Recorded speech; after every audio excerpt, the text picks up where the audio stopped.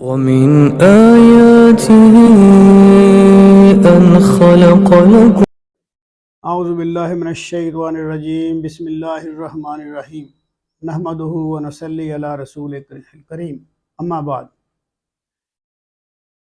تم جن کو خدا کا شریک بناتے ہو کیا وہ حق کی ہدایت دے سکتے ہیں؟ سورۃ یونس آیت نمبر 35 اس کا ترجمہ ہے، پوچھو کیا تمہارے ٹھہرائے ہوئے شریکوں میں سے کوئی ایسا ہے جو حق کی طرف رہنمائی کرے؟ کہہ دو، یعنی اللہ پاک نبی صلی اللہ علیہ وسلم فرما رہے ہیں، کہہ دو یہ اللہ ہی ہے جو حق کی ہدایت دیتا ہے۔ پھر بھلا وہ جو حق کی طرف ہدایت دیتا ہے زیادہ مستحق ہے اس بات کا کہ اس کی پیروی کی جائے، یا وہ جو خود بھی راہ نہیں پاتا الا یہ کہ اس کی رہنمائی کی جائے؟ تو کیا ہو گیا ہے تم کو؟ کیسے فیصلے کرتے ہو تم؟ یعنی اللہ پاک فرماتے ہیں کہ جو تمہارے شریک ہیں وہ حق کی ہدایت، جن کو تم شریک بناتے ہو اللہ کا، وہ حق کی ہدایت نہیں دے سکتے۔ تو کس طرح حق کی ہدایت دے سکتے ہیں؟ کیونکہ ان کو تو خود علم نہیں ہے، وہ تو خود ہدایت پر نہیں ہے۔ تو اس لیے ہدایت صرف اللہ کریم کے پاس ہے، ہدایت وہی دیتا ہے، اس کے علاوہ اور کوئی ہدایت نہیں دے سکتا۔ تو اللہ پاک فرماتے ہیں کہ تم کیسے فیصلے کر رہے ہو؟ اس کا مفہوم، دنیا میں انسان کی ضرورت صرف کھانا پینا ہی نہیں، بلکہ اس کو یہ بھی سیکھنا ہے کہ وہ دنیا میں بہترین زندگی کیسے گزار سکتا ہے۔ اسلام جو ہے، اللہ کا یہ دین جو ہمیں ملا ہے، یہ ایک بہترین دین ہے۔ باقی ادیان جو پہلے نبیوں کے تھے ان میں صرف عبادات ہی تھی، معاملات نہیں تھے، لیکن یہ ایک ایسا سچا دین ہے، اس میں ہمیں عبادات کے علاوہ اور بھی بہت سکھایا گیا ہے، اخلاق سکھایا گیا ہے، کیسے رہنا ہے، کیسے بیٹھنا اٹھنا ہے، کیسے بات کرنی ہے، معاملات کیسے چلانے ہیں، انصاف کا کیا تقاضا ہے، یہ ہمارا مذہب ہمیں سکھاتا ہے۔ تو ہمارا مذہب یہ بتاتا ہے کہ دنیا میں بہتر زندگی کیسے گزاری جا سکتی ہے، دنیا میں جو سر و سامان پایا جاتا ہے اس کو کس طرح استعمال میں لانا ہے، یعنی ہم اس کو، یہ جو ہمیں زینت دی گئی ہے، سامان دیا گیا ہے، اس کو بھی کس طرح استعمال کرنا ہے، اس کی بھی ہمیں اللہ نے ہدایت دی ہے کہ ایسے ایسے اس کو استعمال کرو، ایسے اپنی زندگی بسر کرو تاکہ تمہاری زندگی کٹھن نہ ہونے پائے۔ انسانوں کے ساتھ، اس نظام کائنات کے ساتھ وہ کس طرح کا گزارا کرے تاکہ اس کی زندگی باسہولت بسر ہو سکے، تاکہ وہ غلط راستوں پر چل کر اپنے آپ کو تباہ و برباد نہ کر لے۔ تو یہ ساری تمام چیزیں ہمیں قرآن مجید میں بتائی گئی ہیں۔ قرآن مجید روشنی ہے، ہدایت ہے اور نصیحت ہے۔ تو یہ ہمیں پتہ چلتا ہے ہمارے مذہب سے، ہمارے دین سے۔ اس صحیح طریقے کو حق کہتے ہیں، اور جو رہنمائی انسان کو اچھے راستے کی طرف لے کر جائے وہی ہدایت حق ہے۔ حق کی ہدایت کیا ہے؟ جو رہنمائی انسان کو صحیح راستے کی طرف جا رہی ہے وہی حق کی ہدایت ہے، اور جو غلط راستے کی طرف جا رہی ہے وہ حق کی ہدایت نہیں ہو سکتی۔ قرآن کریم پیغمبر اسلام کی تعلیمات سے انکار کرنے والوں سے پوچھتا ہے، جو پیغمبر اسلام کی تعلیمات سے انکار کرتے ہیں قرآن کریم ان سے پوچھتا ہے کہ تم خدا کے سوا جن کی بندگی کرتے ہو ان میں سے کوئی ہے جو تمہیں ہدایت حق دے سکے؟ خدا کو چھوڑ کر انسان جن کی بندگی کرتا ہے ان کی دو قسمیں ہیں، یعنی اللہ تعالیٰ کے علاوہ جن کی انسان بندگی کرتا ہے ان کی دو قسمیں ہیں۔ ایک تو وہ دیویاں، دیوتا اور زندہ یا مردہ انسان ہیں جن کی لوگ پوجا کرتے ہیں، یعنی وہ یا تو بت ہوں، دیویاں، دیوتا جن کے بت بنا کے لوگ پوجا کرتے ہیں، یا وہ زندہ انسان ہوں، زندہ انسانوں کی بھی آج کل تو لوگ پوجا کر رہے ہیں، یا وہ مردہ انسان ہوں جن کی ہم پوجا کرتے ہیں۔ کسی کی بات ماننا عبادت ہی ہوتی ہے، اس کی بندگی کرنا عبادت ہے۔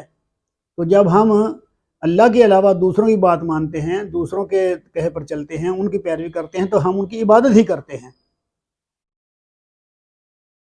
دیویاں، دیوتا اور زندہ یا مردہ انسان جن کی لوگ پوجا کرتے ہیں تاکہ وہ فوق الفطری طریقے سے اپنے ماننے والوں کی ضرورتیں پوری کریں، یعنی ان کے خیال میں یہ ہوتا ہے کہ وہ فوق الفطری طریقے سے، یعنی فطرت کے اگینسٹ، فطرت کے خلاف، کیونکہ یہ دنیا مسبب الاسباب ہے، اس میں ہر کام سبب سے ہوتا ہے اور اپنے وقت پر ہوتا ہے، تقدیر کے مطابق ہوتا ہے، محنت کے مطابق ہوتا ہے۔ لیکن ہم کیا کرتے ہیں، جا کے ان بندوں سے کہتے ہیں، جہاں بھی ہم جاتے ہیں جن کی بندگی کرتے ہیں، زندہ لوگوں کے پاس یا مردہ لوگوں کے پاس کہ فوق الفطری طریقے سے ہماری مدد ہو جائے، یعنی جو طریقہ فطرت کے خلاف ہے، یعنی ہم یہ بات کریں ادھر وہ بات ہو جائے، ہم ایسے چاہیں تو ویسا ہو جائے، یہ کبھی بھی نہیں ہو سکتا ایسا، فطرت کے خلاف کبھی بھی یہ بات نہیں ہو سکتی، وہ فطرت کے عین مطابق ہی ہوگی، کبھی بھی کوئی ایسی دعا پوری نہیں ہو سکتی، نہ کوئی کر سکتا ہے۔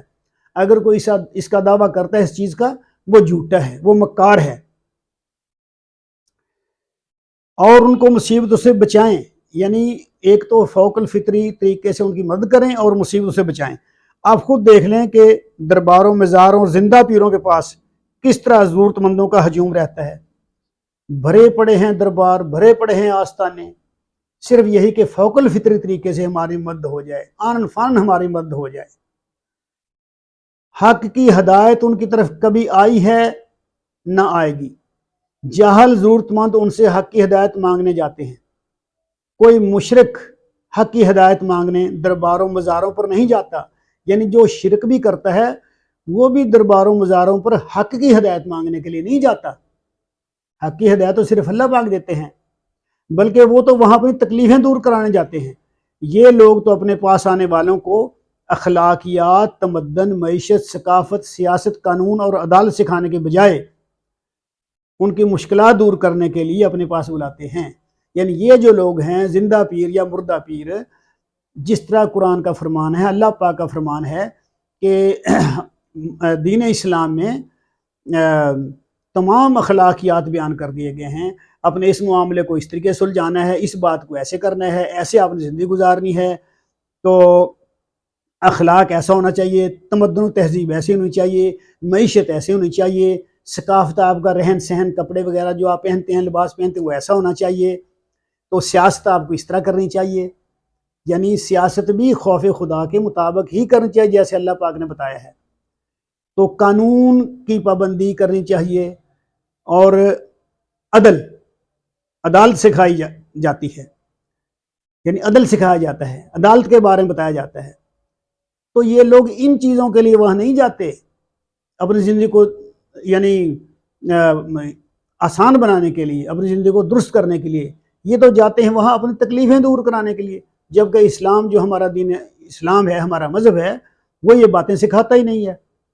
وہ تو سکھاتا ہے اخلاق، تمدن، معیشت، ثقافت، سیاست، قانون، عدالت اور عبادت، وہ تو یہ باتیں سکھاتا ہے، اور یہ چیزیں ان کے پاس ہے ہی نہیں۔ وہ تو کہتے ہیں کہ آؤ ہمارے پاس، ہم تمہاری تکلیف دور کریں گے، اور یہ بھی چلے جاتے ہیں۔ آج جنگ سے ایک آدمی نے، ایک شخص نے مجھے کال کی، ویڈیو کال، تو اللہ کا شکر ہے کہ کافی ویڈیو کالز آتی ہیں لوگوں کی، یعنی میرے پاس اتنا وقت بھی نہیں ہوتا، سب کی اٹینڈ بھی نہیں کر سکتا، تو میں نے دیکھا کہ اس نے اتنا بڑا تعویذ چمڑے کا اپنے گلے میں ڈال رکھا ہے۔ تو میں نے کہا بھئی اس سے کوئی آپ کی مشکل دور ہوئی، کوئی مصیبت دور ہوئی؟ کہتا ہے جی میرا فلاں پیر و مرشد ہے، اس نے یہ کہا تھا۔ میں نے کہا یہ بتاؤ، پیر و مرشد ٹھیک ہے آپ نے جو کیا ہے ہوگا، لیکن یہ بتاؤ اس تعویذ سے کوئی فائدہ پہنچا؟ کہتا ہے جی فائدہ تو نہیں پہنچا۔ تو میں نے کہا پھر اس کا فائدہ کیا تمہیں ہوا لینے کا؟ مشرک تم ہو گئے، شرک تم نے کر لیا۔ اب وہ مجھے سورۃ فلق کی کہنے لگا، سورۃ فلق میں یہ لکھا ہے، تو میں نے اس کو پھر تجزیہ کر کے بتایا کہ یہ اس طرح نہیں لکھا جیسے آپ کو یہ بتایا گیا ہے، آپ کرتے ہیں۔ تو بہرحال اس طرح کے لوگ ہیں جن کو جس طرف لگا دیا جاتا ہے وہ اس طرف لگ جاتے ہیں، وہ دوسری طرف آتے ہی نہیں ہیں۔ دوسری قسم کے وہ اہل عقل و شعور لوگ ہیں۔ دوسری قسم کون سی ہے؟ عقل و شعور والے لوگوں کی۔ یہ تو پہلی قسم تھی جو بتا دی، جو جہالت سے کام لیتے ہیں، اور دوسری قسم کے وہ لوگ ہیں جو عقل و شعور سے کام لیتے ہیں، جو اصول اور قوانین بناتے ہیں، اور لوگ ان کے بنائے ہوئے قوانین کو مانتے بھی ہیں، ان پر چلتے بھی ہیں، لوگ ان کی پیروی کرتے ہیں۔ سوال یہ پیدا ہوتا ہے کہ لوگوں کی دوسری قسم یعنی دانش مند لوگ، عقل مند لوگ، کیا واقعی حق کی ہدایت دے سکتے ہیں؟ نہیں، وہ بھی نہیں دے سکتے، کیونکہ ان میں عقل ہے، شعور ہے، سب کچھ ہے، کتابیں بھی لکھتے ہوں گے، مصنف بھی ہوں گے، دانشور لوگ ہیں، لیکن حق کی ہدایت نہیں دے سکتے۔ کیوں؟ ان کا علم زندگی کے تمام شعبوں پر حاوی نہیں ہوتا، ان کا علم زندگی کے تمام شعبوں پر حاوی نہیں ہوتا، وہ ہر چیز نہیں جانتے، جو اللہ پاک جانتے ہیں وہ کبھی بھی نہیں جان سکتے۔ کیا ان کے پاس اتنا علم موجود ہے کہ ان کو علم زندگی کے پورے دائرے کا احاطہ کرتا ہو؟ ان کا علم زندگی کے پورے دائرے کا احاطہ کرتا ہو؟ کیا اتنا علم ہے ان کے پاس؟ نہیں، بالکل نہیں ہے۔ اس لیے وہ بھی حق کی ہدایت نہیں دے سکتے۔ جب ان میں بھی یہ صلاحیت موجود نہیں تو پھر وہ ہدایت حق کس طرح دے سکتے ہیں؟ قرآن سوال کرتا ہے کہ لوگوں بتاؤ تمہارے ان معبودوں میں کوئی ایسا ہے جو تمہیں سیدھا راستہ دکھائے اور تمہاری رہنمائی کرے؟ خدا کے علاوہ کوئی دوسرا ہدایت حق کی طرف رہنمائی نہیں کر سکتا، خواہ وہ کتنا ہی بڑا علم رکھتا ہو، کیونکہ ہمادان تو وہ ہو نہیں سکتا، ہر قسم کا علم تو اس کے پاس ہو نہیں سکتا۔ ایک کسی خصوصی شعبے میں اس کو مہارت حاصل ہوگی، لیکن ہر قسم کا فوق کل ذی علم علیم، وہ سب علم والوں سے بڑھ کر علم والا ہے، وہی ہدایت دے سکتا ہے، وہی ہدایت حق دے سکتا ہے، اللہ کریم۔ کیونکہ اللہ کا علم ہر چیز پر محیط ہے، سامان زندگی وہی فراہم کرتا ہے، مشکلات صرف وہ دور کرتا ہے، ضرورتوں کو پورا کرنے والا خدا کے علاوہ کوئی دوسرا نہیں، وہی رازق، مالک اور خالق ہے۔ لہذا جو لوگ ضدی اور ہٹ دھرم ہیں ان کو ان باتوں کی سمجھ نہیں آتی اور وہ بدستور گمراہی میں پھنسے رہتے ہیں اور ہدایت حق سے فائدہ نہیں اٹھاتے۔ ومن آياته أن خلق لكم